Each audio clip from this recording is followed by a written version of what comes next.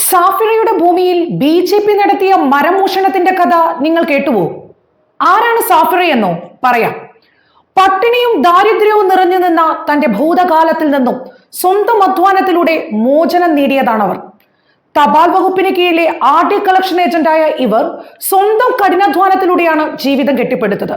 സാഫിറ എന്ന് പറയുന്ന വിധവ കൂടിയായ കൊടുങ്ങല്ലൂർ സ്വദേശിക്ക് തന്റെ പുരയിടത്തിന് പുറമെ ഏതാണ്ട് 1/2 കിലോമീറ്റർ അപ്പുറത്ത് മറ്റൊരു തുണ്ടു ഭൂമി കൂടി സ്വന്തമായിട്ടുണ്ട്. ഇവിടെ മകന് സ്വന്തമായ ഒരു വീട്, ഇതാണ് അവരുടെ സ്വപ്നം. വീട് പണിയുമ്പോൾ വാതിലും ജനാലയും ഫർണിച്ചറുകളും പണിയാൻ ഈ പറമ്പിൽ തന്നെ നല്ല കാതലുള്ള ഒരു ഐനിമരവും ഉണ്ടായിരുന്നു. എന്നാൽ ഈ കഴിഞ്ഞ ദിവസം തന്റെ പറമ്പിലെത്തിയ സാഫിറ കണ്ടത് വേദനിപ്പിക്കുന്ന കാഴ്ചയായിരുന്നു. പറമ്പിലെ മരങ്ങൾ ആരോ വെട്ടിക്കൊണ്ടുപോയിരിക്കുന്നു. ആരാണ് മോഷ്ടാവ്? സാഫിറയും നാട്ടുകാരും പോലീസും അന്വേഷണത്തിനൊടുവിൽ മരമോഷ്ടാക്കളെ കണ്ടെത്തിയിരിക്കുന്നു.